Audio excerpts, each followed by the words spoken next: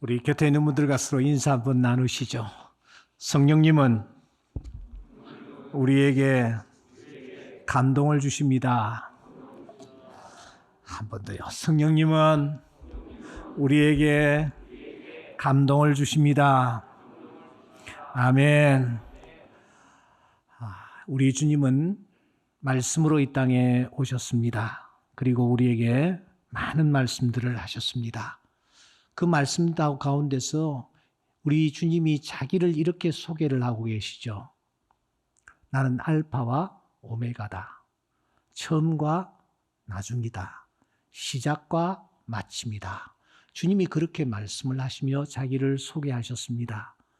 우리 주님은 시작을 좋아하시는 것 같습니다. 그리고 마침을 좋아하시는 것 같습니다.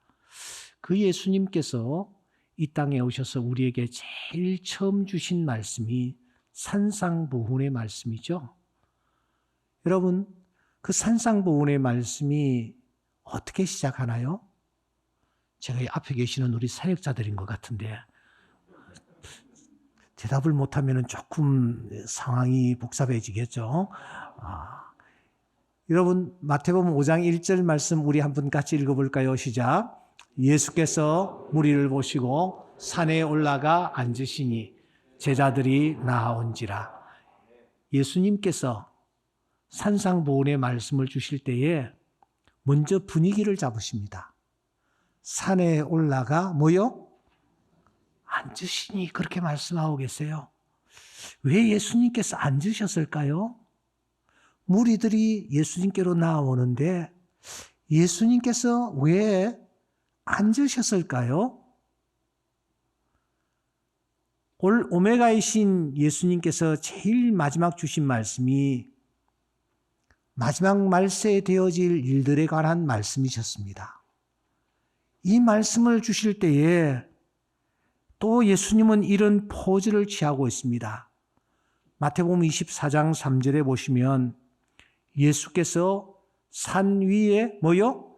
앉으셨을 때에 예수님께서 산 위에 앉으셔서 말세에 되어질 일들을 말씀하고 계십니다. 왜 예수님께서 앉으셨을까요? 극적인 분위기는 예수님께서 천국의 비유를 우리에게 주실 때의 말씀입니다.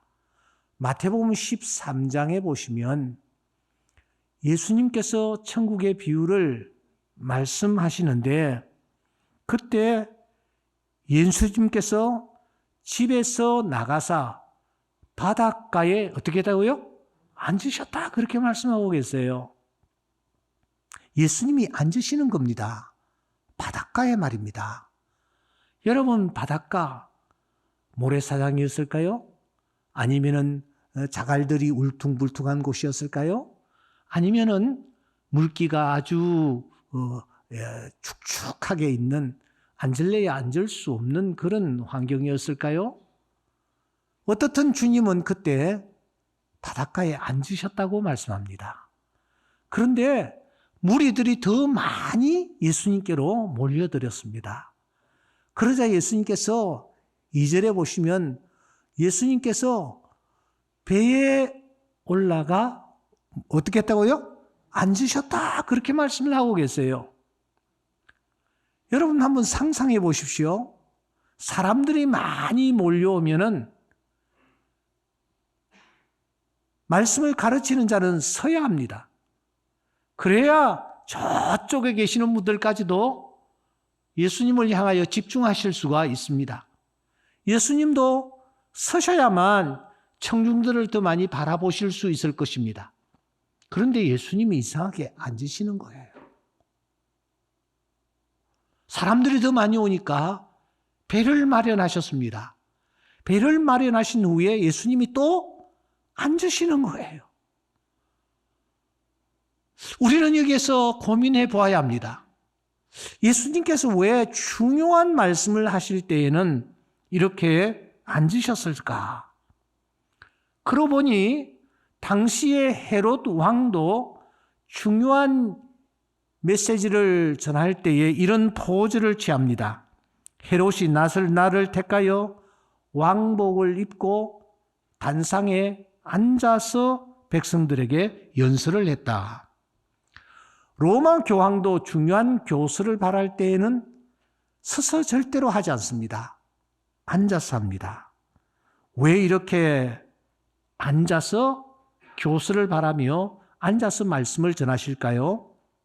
신약학자 마르쿠스 조엘은 이 부분을 놓고 이렇게 설명해 주고 있습니다. 앉아서 가르침을 주는 것은 고대 랍비의 전형적인 액션이다. 그러니까 랍비들이 가르침을 베풀면서 랍비가 이렇게 앉으면은 지금부터 내가 너희들에게 이야기하려는 내용들은 굉장히 중요한 내용이니 너희들이 이 사실을 알고 나를 주목하라 하는 그런 내용이라는 것입니다. 주님께서 앉으셨다. 앉으셔서 말씀하셨다.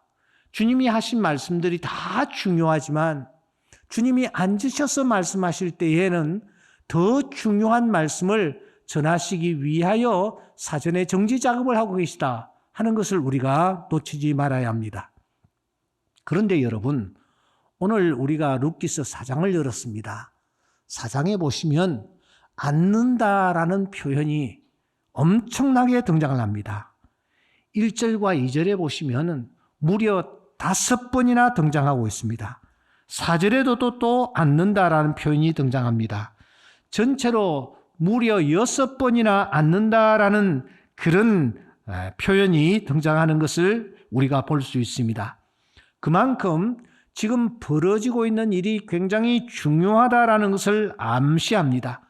이 사건을 대하는 우리로 하여금 이 사건을 그냥 넘어가지 말고 이 말씀 속에 집중하라는 그런 메시지가 지금 여기에 흘러나오고 있는 것입니다. 또 하나, 여러분, 이 일이 어디에 있었던 일이라고 우리에게 소개를 하고 있습니까? 1절에 보시면 성문에서 이 일이 있었다. 그렇게 말합니다. 당시 성문은 어떤 곳입니까? 단순히 사람들이 들락날락하는 그런 곳이었습니까? 아닙니다. 여러분, 성문은 이스라엘 사회에서 단지 사람들이 드나드는 그런 장소 이상의 의미를 가지고 있습니다. 신명기서 25장 7절에 보시면 그러나 그 사람이 만일 그 형제의 아내에 맞이하기를 즐겨하지 아니하면 형제의 아내는 성문으로 장로들에게 나아가서 말을 해라. 그렇게 말합니다. 중요한 지금 가정사가 일어났을 경우에 성문에서 장로들을 만나라는 것입니다. 사무엘하 15장 2절에 보시면 압살롬이 엄흉한 흉계를 가지고 제일 먼저 나아간 곳이 어디 있냐? 아버지를 배반하기 위하여 그가 어디로 갔느냐? 성문으로 가서 성문에서 사람들을 만나 사람들의 마음을 도적질하는 것을 우리가 볼 수가 있습니다. 잠언 31장 23절에 보시면 남편은 장로들과 함께 성문에 앉으며 라는 표현이 있습니다. 그러니까 이 성문은 중요한 사항을 공개적으로 판결하고 공포하는 장소로 쓰였습니다. 그런데 오늘 여러분 본문에 보시면 성문에서 일이 하나 벌어지고 있습니다. 그러니까 매우 엄중한 어떤 일이 벌어지고 있다는 것을 우리에게 암시하고 있는 것입니다. 또 하나, 여기에 여러 장로들이 등장하는데 몇 명이나 등장하느냐?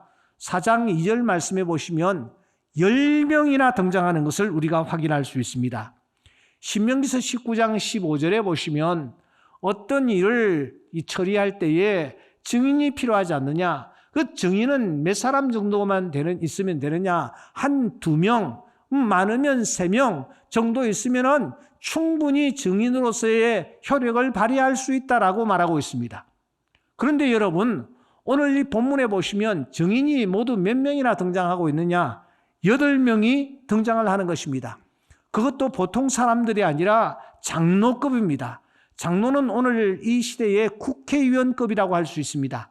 이렇게 중요한 사람을 10명이나 증인으로 청하여 지금 어떤 사건을 처리하고 있는 것입니다. 그러면은 지금 이들이 처리하려고 하는 중요한 사건은 과연 어떤 것이었습니까? 당시 그 땅에는 여러분 기업을 무르는 독특한 제도가 있었습니다. 이름하여 고엘 제도죠. 고엘 제도가 무엇입니까? 형제가 억울한 일을 당했을 때, 어려운 일을 당했을 때 그와 가까운 다른 형제가 그 억울함이나 경제적인 어려움을 해결해 주는 제도가 바로 이 고엘 제도라는 것입니다. 이 고엘 제도는 신명기서를 살피면 하나님께서 친히 이스라엘 백성들에게 지키도록 명하신 제도임을 우리가 알 수가 있습니다. 그런데 어려운 사람이 생길 경우에는 더 가까운 친족이 제일 먼저 그 의무를 감당해야 된다라고 말씀하는 것입니다. 그런데 이 베들레헴 그 땅에 기업 물을 일이 생겼습니다. 어제 아침에 우리가 생각한 대로 나옴이라는 여인이 완전히 빈털터리가 되었어. 어느 순간 믿었던 남편도 픽 쓰러지고, 이제는 남편이 세상을 떠났으니 자식들에게라도 좀 기대야 되지 않겠는가라고 생각하고 자식들을 바라보며 기대려고 했었는데 믿었던 큰아들이 눈앞에서 픽 쓰러지는 것 아닙니까? 둘째 아들이 또 픽 쓰러지는 것입니다. 여러분, 자식을 가슴에 혹시 이 자리에 묻으신 분 계세요? 그것만큼 고통스러운 일이 없습니다. 저는 제 주변에 자식을 가슴에 묻고 평생 동안 한이 되어 살아가는 분을 바라보고 있습니다. 사는 게 아니야. 그런데 이 나오미는 한 명도 아니고 2명의 자식을 먼저 보내버리지 않습니까? 남편을 보내고 그렇게 카리스마가 대단하고 자신만만했던 남편을 의지했었는데 남편이 눈앞에서 떠나가고 이제 자식들이라도 좀 의지해야 되겠다라고 생각했는데 아들 둘 다 눈앞에서 쓰러지고, 아니 그러면은 여러분 이제 돈이라도 좀 있어야 되지 않겠습니까? 그런데 어느 순간 자식들 그 병수발 하느라고, 남편 병수발 하느라고 가졌던 재산들이 다 날아가 버렸어. 빈털터리가 되었어. 풍족하게 나갔더니 비어 돌아오게 하셨느니라. 완전히 빈털터리가 되어버렸어요. 재산이 사라졌으면 젊음이라도 있어야 되지 않겠습니까? 건강이라도 있어야 되지 않겠습니까? 그런데 나오미는 동네 사람들이 이가 나오미냐라고 말할 정도로 완전히 늙어버려 더 이상 그 어떤 것도 할 수 없는 그런 상태에 놓여 있습니다. 바로 그 나옴이라는 여인이, 홀로 된 그 여인이 또 홀로 된 한 젊은 과부를 데리고 베들레헴에 나타난 것입니다. 그러니까 정말 이 두 여인을 향하여 고엘 제도가 발동되어야 할 그런 상황에 직면하게 된 것입니다. 그런데 이 나오미와 가장 가까운 친족, 다시 말하면 고엘 제도를 이행해야 할 한 사람이 모른 체 하는 거예요. 내몰라라 하는 거예요. 이 일을 안타깝게 여긴 보아스라는 사람이 주선을 하는 것입니다. 성문에 장로님들을 10명 모시고 당사자를 모시고 공개적으로 그 사람의 의사를 한번 들어보려고 지금 자리를 마련한 것입니다. 그리고 그 고엘 제도의 의무를 감당해야 할 그 사람에게 의중을 묻습니다. 그러자 여러분, 그 사람이 어떻게 대답을 합니까? 오늘 4장 4절에 보시면 마지막 부분에 이 사람이 너무 선선하게, 야, 내 물을게. 이 말은 내가 그 일 감당할게. 내가 고엘 제도, 그 제도를 내가 수행할게. 이분이 이렇게 아주 선선하게 여러분 대답을 하는 거예요. 그러면 모든 것이 다 끝난 것입니다. 재판이 다 끝난 것입니다. 그런데 바로 그 뒤를 이어서 이 보아스라는 이 사람이 한 가지를 더 확인을 하죠. 다짐을 받는 것입니다. 어떤 다짐을 받습니까? 여러분 4장 5절 말씀을 잠시 한번 주목하십시오. 보아스가 이렇게 말을 합니다. 당신이 나오미의 손에서 그 밭을 사는 날에 곧 죽은 자의 아내 모압 여인에게서 사서 그 죽은 자의 기업을 그의 이름으로 세워야 할 것이다. 고엘 제도에 있는 단서 조항을 한번 확인하는 것입니다. 그 단서 조항이 무엇입니까? 도와주는 나의 이름이 아닙니다. 내 기업도 아닙니다. 죽은 자의 기업, 죽은 자의 이름으로 기업을 세워줘야만 한다라는 단서 조항이 있었습니다.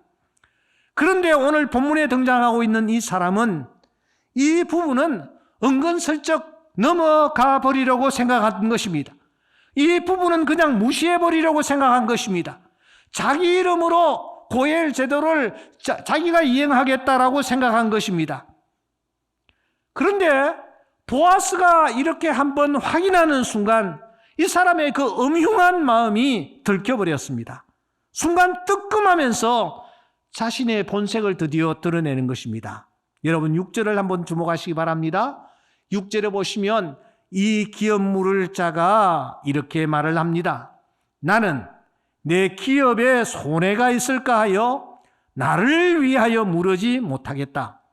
나를 위하여 물으지 못하겠다. 나는 물으지 못하겠다. 이 사람이 조금 전에 여러분 내가 물으리라라고 선선히 대답하지 않았습니까?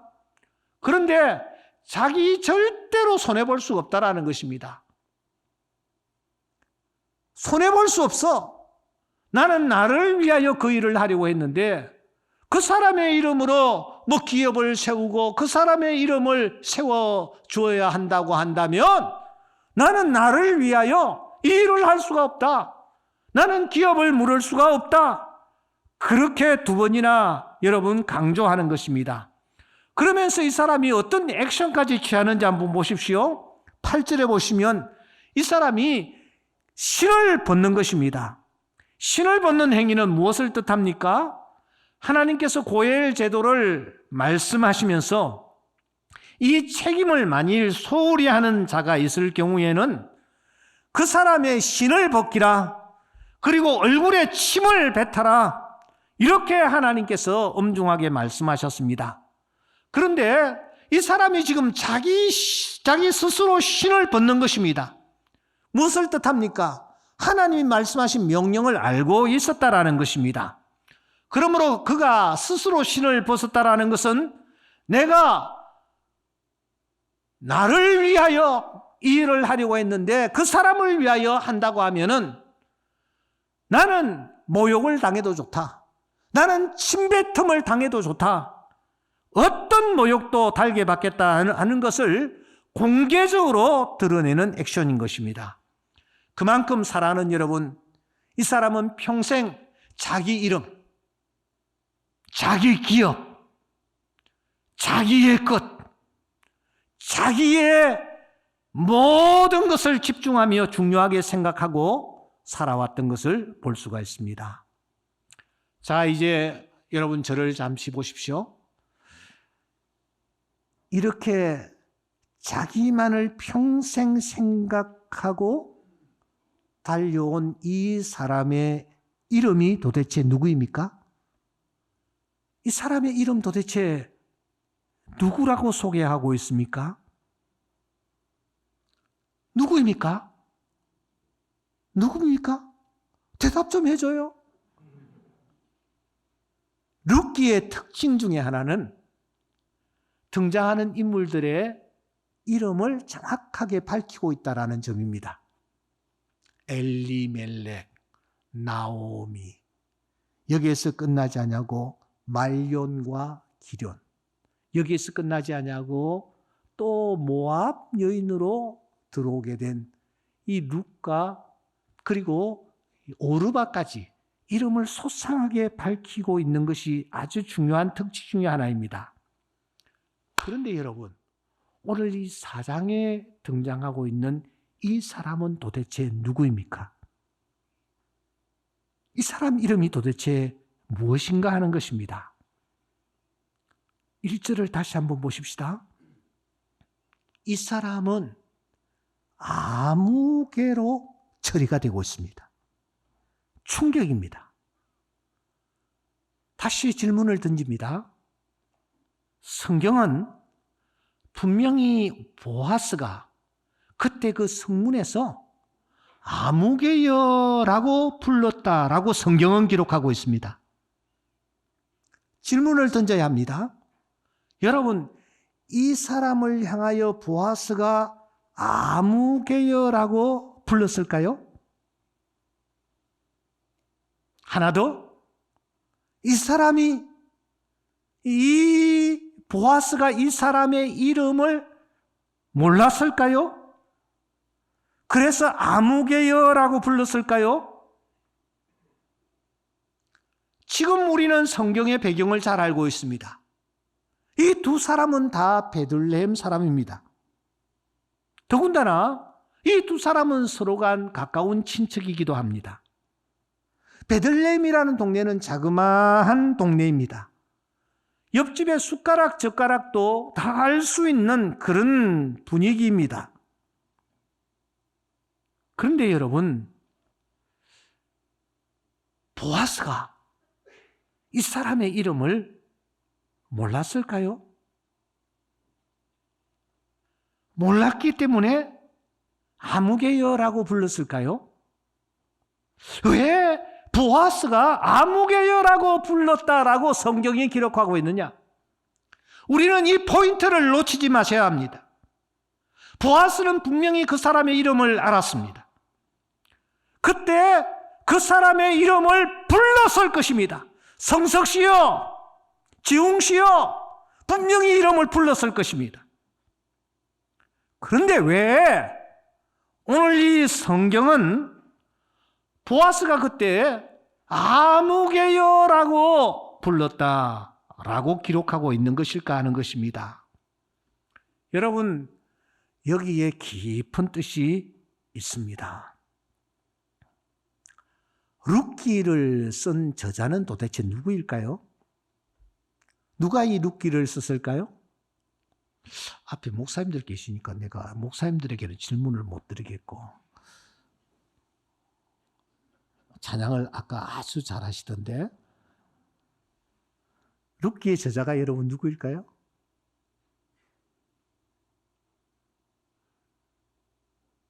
예, 저를 보고 윙크를 하면은 제가 그냥 넘어갈 줄 알고 그러시는데, 여러분 룻기의 저자가 누구일까요? 어떤 사람은 사무엘이었을 것이다, 그렇게 보는 분들이 계세요. 어느 정도 근거는 있지만 확실하지는 않습니다.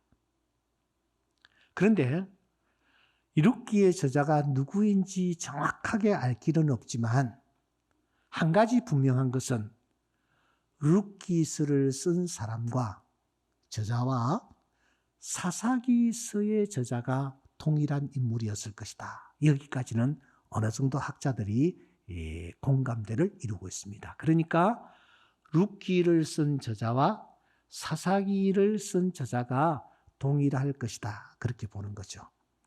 또 한 가지 확실한 것은 이 룻기를 쓴 저자와 사사기서를 쓴 저자가 누구인지는 정확하게 알 길은 없지만 이 사람도 역시 성령의 감동하심을 입어 이 성경을 기록했을 것이다. 아멘입니까? 예. 이 부분에 와서는 우리가 같이 아멘 했으면 좋겠습니다. 아멘입니까? 예. 예. 성령의 감동하심을 입어서 이 룻기스도 기록하고 사사기스도 분명히 기록했을 것이다 하는 것입니다.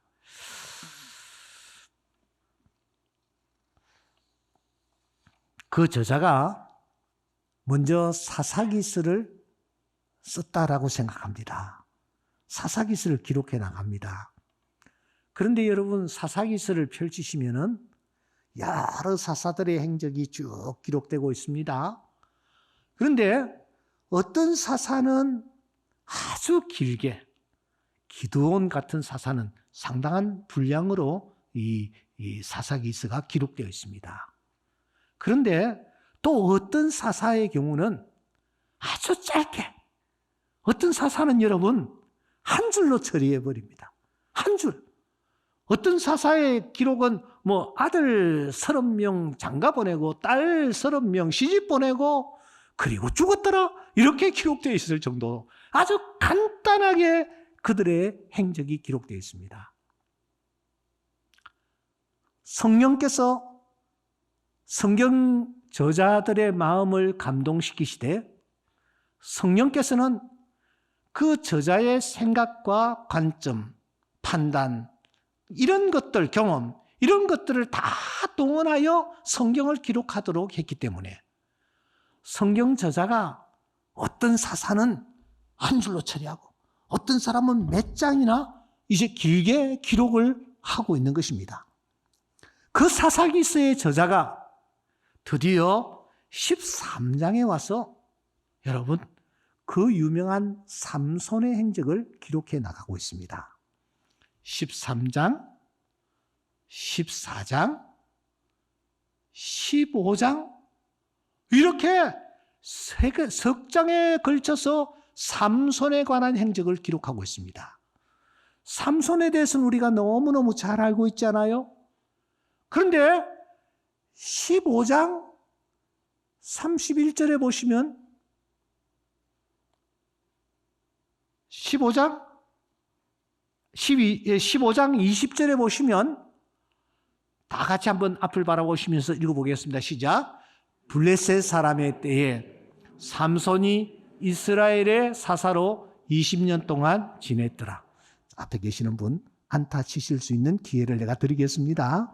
지금 저 문맥은 저 사람의 행적을 기록하면서 마무리할 때에 나오는 문맥일까요? 아니면 시작할 때에 나오는 문맥일까요? 아니면 중간쯤 나올 때에, 중간쯤에 그 행적을 기록할 때에 나오는 문맥일까요?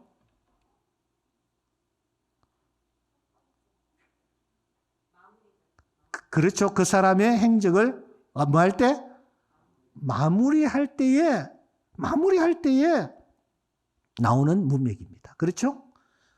블레셋 사람의 때에 삼손이 이스라엘의 사사로 20년 동안 지냈더라.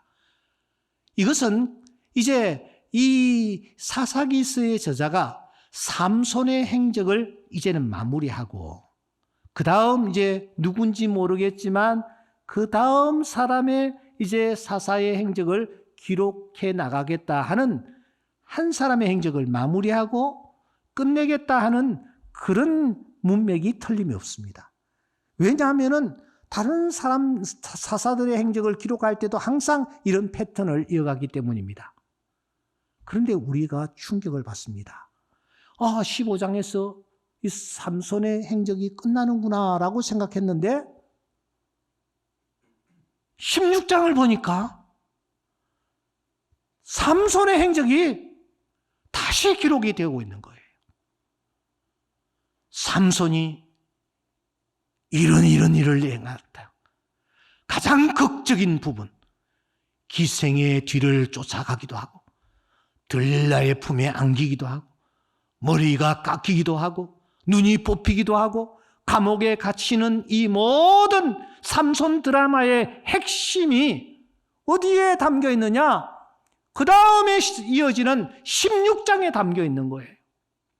그리고 난 뒤에 16장 31절에 보시면 다시 이런 문맥이 우리의 앞에 나타나고 있습니다. 삼손이 이스라엘의 사사로 20년 동안 지냈더라. 그렇게 하고 이제는 마무리되는 것입니다. 자, 다시 묻습니다. 오늘 잘 앉으셨어요. 왜 이랬을까요? 왜 이렇게 기록을 하고 있을까요? 왜 15장에서 마무리할 듯 하다가 다시 또 16장을 이어가는 것일까요? 여러분 어떻게 생각하세요? 왜 15장에서 이 성경 저자가 마무리를 하려고 피어리어드를 찍었는데 다시 또 삼손에 관한 행적을 기록하고 있느냐라는 것입니다. 이것은 굉장히 중요한 메시지를 담고 있습니다. 성경 저자는 그때 분명히 삼손에 관한 행적을 13장, 14장, 15장 이 긴 장을 통해서 마무리하려고 생각했습니다. 그런데 바로 그 순간 원저자이신 성령께서 그 사사기서의 저자의 마음을 감동감화시키신 거예요. 그리고 말씀하셨습니다. 더 기록하라. 더 기록하라. 아닙니다. 저는 여기에서 마무리하려고 생각했습니다. 더 기록해라. 삼손의 그 부끄러운 행적, 머리 깎이고 눈 뽑히고 끌려가고 비참하게 삶을 마무리하는 그 내용들은 내가 그냥 숨기고 싶습니다. 세상에 드러내고 싶지 않습니다. 그래서 여기에서 끝내려고 생각했습니다. 아니야! 더 기록해! 삼손의 그 행적 가운데서 이 부분이 키포인트야.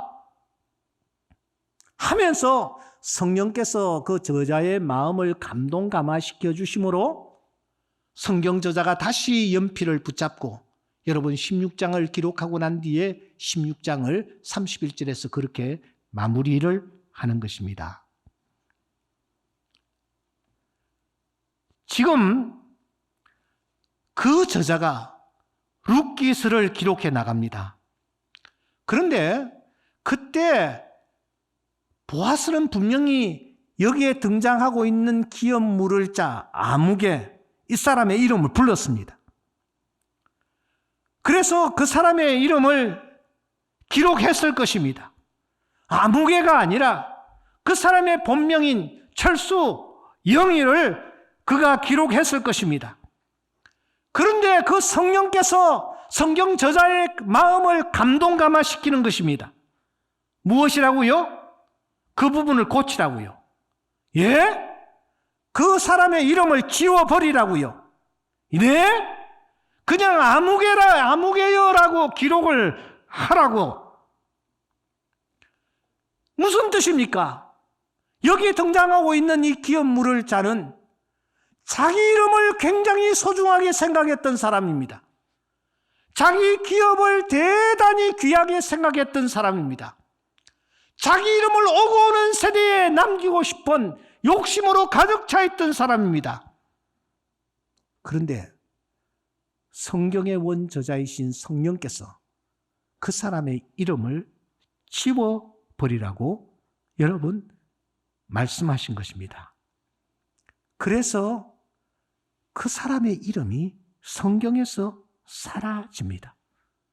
자기 기업, 자기 이름을 그렇게 드러내고 후대에 길이 남기려고 했던 이 사람이야말로 오히려 그 이름이 지워진다 라는 것을 오늘 성경이 우리에게 알려줍니다.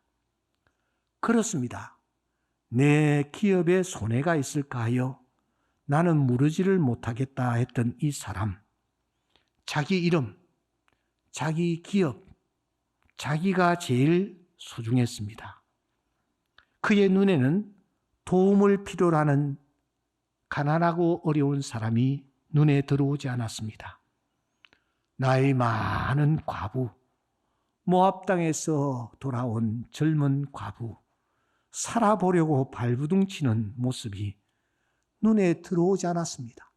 아무런 감각이 없었습니다. 베들레헴 들녘에서 이 모녀가 살려고 얼마나 발부둥을 쳤습니까? 앞에 보면은 이 모압에서 돌아온 이 룻이라는 여인이 말도 통하지 않는 그 보리밭에 나가 젊은 남정네들의 뒷공무니를 따라가면서 그들이 혹시 하나 떨어뜨린 보리싹 주우려고 아침부터 와서는 집에서 잠시 쉰 외에 지금까지 일하는 중입니다. 이 여인이 이렇게 뼈 빠지게 일을 해서 시어머니 복양하며 하루하루 생계를 유지해 가고 있지 않습니까? 죽지 못해 살아가고 있지 않습니까? 그런데 그런 모습을 뻔히 보고 있었던 이 아무개라는 사람, 기업 물을 자 제1순위에 있던 이 사람은 그냥 외면해 버리는 것입니다. 아무런 감각이 없는 것입니다.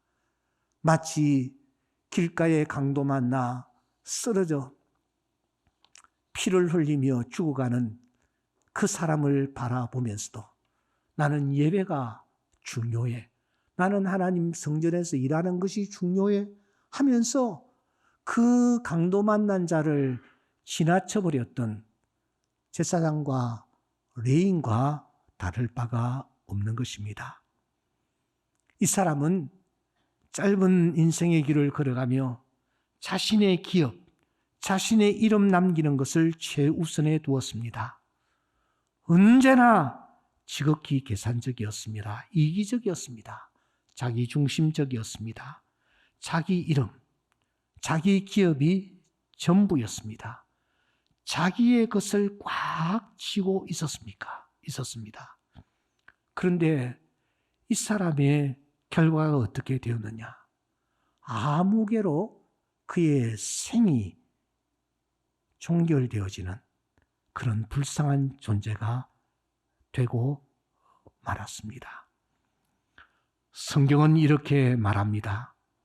누가 이 세상의 재물을 가지고 형제의 궁핍함을 보고도 도와줄 마음을 닫으면 하나님의 사랑이 그 속에 거하겠느냐? 사랑하는 자녀들아, 우리가 말과 혀로만 사랑하지 말고 행함과 진실함으로 하자. 성령께서 우리 마음속에 찾아오셔서 감동 감화시킵니다. 힘들고 어려운 사람을 보게 하시고 만나게 하십니다. 힘들고 어려운 교회를 보게 하시고 만나게 하십니다. 그때 성령께서 우리 마음에 찾아오셔서 우리 마음을 감동 감화시키실 때에 그때 우리는 이 사람처럼 냉정하게 여러분 거절하지 말아야 합니다. 반응을 해야 합니다. 반응을 할 때에 성령께서 그 사람의 마음을 주관해 주시고 그래서 그의 걸음을 인도하시며 축복해 주시는 것입니다. 여기 보아스는 가난하고 어려운 사람이 눈에 들어왔습니다. 그때 이 보아스는 어떻게 합니까? 일부러 보리싹을 버려주라고 얘기하지 않습니까? 뿐만 아닙니다. 그냥 보리자루에다가 보리를 가득 담아서는 줍니다. 추워서 그의 곁에 왔을 때에 그의 옷자락을 펴서 여인을 덮어 줍니다. 따뜻한 마음을 가졌던 이 보아스, 나중에 우리는 그분이 오실 메시아 예수 그리스도의 그림자가 되었다는 사실을 우리는 알고 있습니다. 하지만 여기에 등장하는 아무개는 그렇게 성령께서 감동 감화시켜 주심에도 불구하고 외면하고 철저하게 자기만을 생각하며 살았을 때에 그 이름이 성경에서 지워져 버리는 이런 상태에 이르게 되는 것을 우리가 발견하는 것입니다. 하나님의 교회를 우리가 섬길 때에도 우리가 감동 감화 주시는 대로 우리가 주의 일을 감당하면 하나님께서 놀라운 은혜를 입혀 주시는 것입니다. 어제 제가 목사님 한 분을 만났습니다. 자기 얘기를 하시는 거예요. 이제 은퇴를 하신 목사님이십니다. 나는 내 생에 나는 한 분을 잊을 수가 없습니다. 그러면서 그가 걸어온 걸음을 얘기하는 거예요. 저 구로구 개봉동, 그 당시만 하여도 굉장히 외곽이었고 외진 곳이었어요. 거기서 조그만 교회를 하는데 너무너무 힘이 들고 성도들도 지친 상태에서 출구가 없을 그때에 어느 날 한 분이 자기를 찾아왔더래. 그 교회 집사님이셨대. 목사님 많이 힘드시죠? 성도들도 지금 지쳐 있는데 도대체 어떻게 하면 될까? 내가 하늘에 썩어지는 미랄이 되어서 이 교회를 한번 일으켜 세울까? 목사님에게 격려와 힘이 될까? 제 아내와 생각했습니다. 그리고서는 이분이 봉투를 하나 내밀었는데 보니까 이분이 5억을 가지고 왔어요. 목사님 앞에 현찰 5억을 가지고 왔어. 목사님, 이게 하늘에 썩어지는 미랄이 되어서 이 교회가 새롭게 한번 웅비하는 큰 축복이 있었으면 좋겠습니다. 받아주십시오. 이게 꿈인가 생신가 너무 놀래가지고 목사님이 그 집사님하고 부인이죠. 그 집사님하고 얘기가 된 거냐고 하니까 제가 내 의견을 제 아내에게 얘기했더니 아내가 남자가 왜 그렇게 째째해? 그렇게 얘기하더라는 거예요. 그러면서 기쁜 마음으로 협력을 해서 가지고 왔습니다.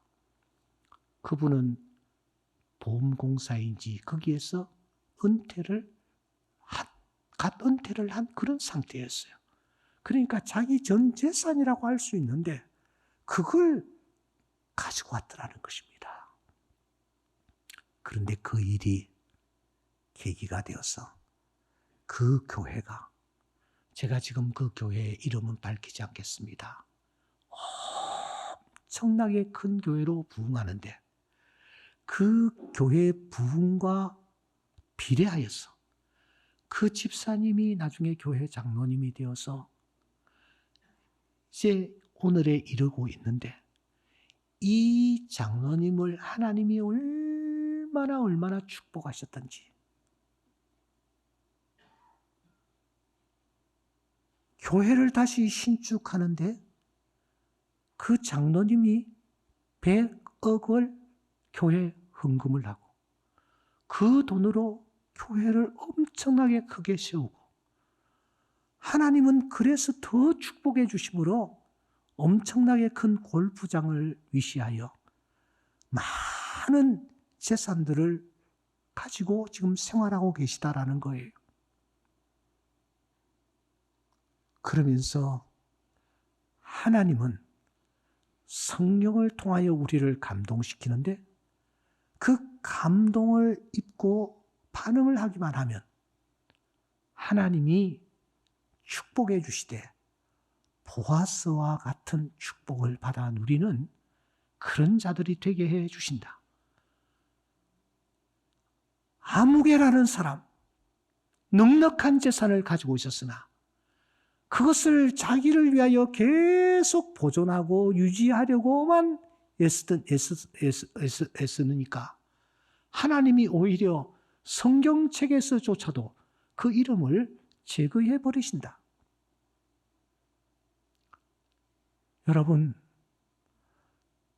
여러분들은 이번 성탄절에 어떤 선물을 받으셨습니까? 저는 정말 너무너무 귀한 선물을 받았습니다. 그래서 제가 그 선물을 가지고 왔어요.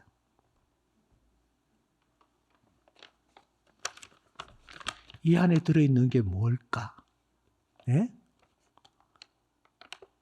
성탄절에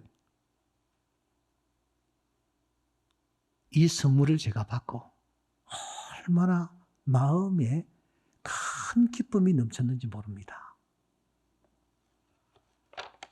제가 받은 선물은 목사님 보여드려도 될까요? 예.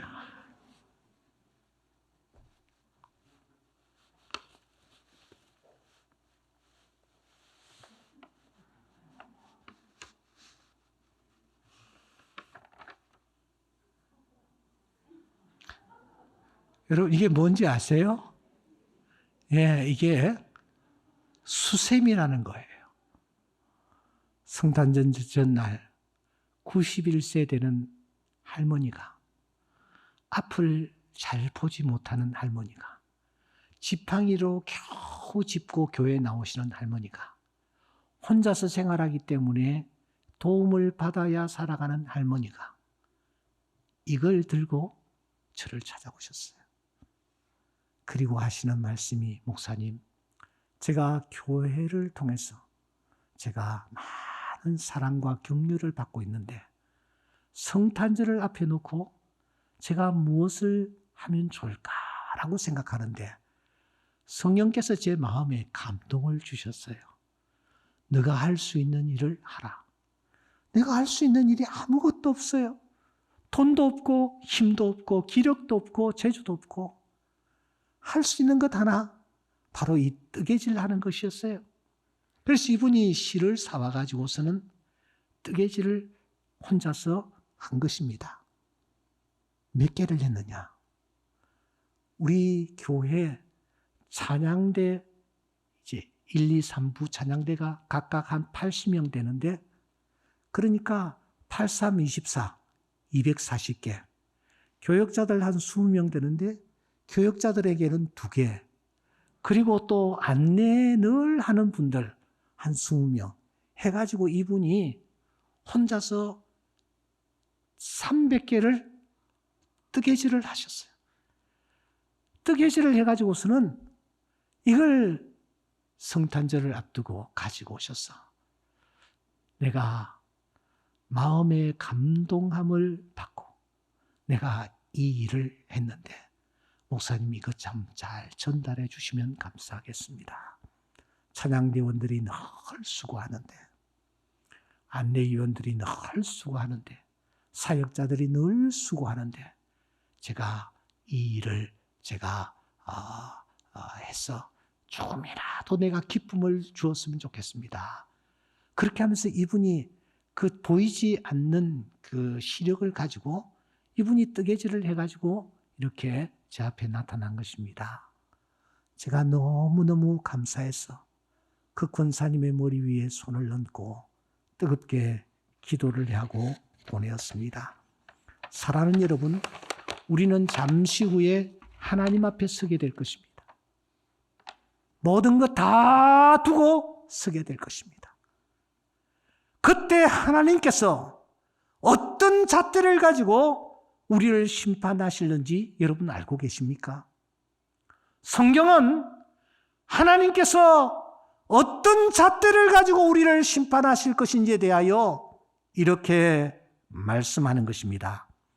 이러므로 하나님의 자녀들과 마귀의 자녀들이 드러나나니 무릇 의를 행하지 아니하는 자나 또는 그 형제를 사랑하지 아니하는 자는 하나님께 속하지 아니하니라. 우리는 형제를 사랑함으로 사망에서 옮겨 생명으로 들어간 줄을 알거니와 사랑하지 아니하는 자는 사망에 머물러 있느니라. 무슨 말씀입니까? 하나님이 우리를 심판하실 때에 하나님이 사용하시는 잣대는 오직 하나. 그것은 형제를 향하여 얼마나 따뜻한 마음으로 사랑했느냐. 성령께서 우리 마음속에 찾아오셔서 계속해서 감동과 감화를 주시는데 그때 그 감동하심에 내가 어떻게 반응하느냐. 바로 이것이 마지막 심판대에서 하나님이 사용하실 잣대라는 것을 우리에게 알려주는 것입니다. 욥바의 다비다라는 제자가 살았지 않습니까? 평소에 그는 어려운 사람을 돕는 일에 최선을 다했나 봅니다. 그러던 어느 날 세상을 떠났죠. 그때 그의 도움을 받았던 많은 사람들이 그가 지어준 속옷과 겉옷을 가지고 달려와 그 다비다를 바라보며 크게 슬픔을 토했습니다. 눈물을 흘렸습니다. 그 모습을 바라본 베드로가 무릎을 꿇고 하나님 앞에 간절히 기도했을 때에 하나님께서 어떤 역사를 보여주셨습니까? 반대로 시편 69편에는 마음이 너무너무 상하고 실망한 한 사람이 등장을 합니다. 그는 이런 기도를 드리죠. 그들을 생명책에서 지우사 의인들과 함께 기록되지 말게 하소서. 그 사람의 이름을 생명책에 지워주십시오. 여러분, 하나님의 생명책에 내 이름이 기록되는 것, 그날 주님께서 내 이름을 불러주시는 것, 이 얼마나 중요한 일인지 모릅니다. 누구든지 생명책에 기록되지 못한 자는 불못에 던져지더라. 오직 어린 양의 생명책에 기록된 자들만 들어가리라고 말씀합니다. 하나님 아버지 앞에 정결하고 더러움이 없는 경건이 무엇입니까? 그것은 고아와 과부를 그 환난 중에 돌아보고 또 자기를 지켜 새 속에 물들지 아니하는 것이 사랑하는 여러분, 경건이라고 성경은 정의를 내리고 있습니다. 금년 한 해를 출발합니다. 성령께서 순간순간 우리 마음속에 찾아오셔서 감동을 주실 때에 그 감동하심에 선하게 반응하는 주의 귀한 자녀들이 될 수 있기를 주의 이름으로 축원합니다. 하나님의 생명책에 우리의 이름이 기록되어질 뿐만 아니라 하나님께서 마지막 순간 우리의 이름을 불러주시는 이런 큰 은혜를 맛보는 복된 2023년이 될 수 있기를 주의 이름으로 축원합니다.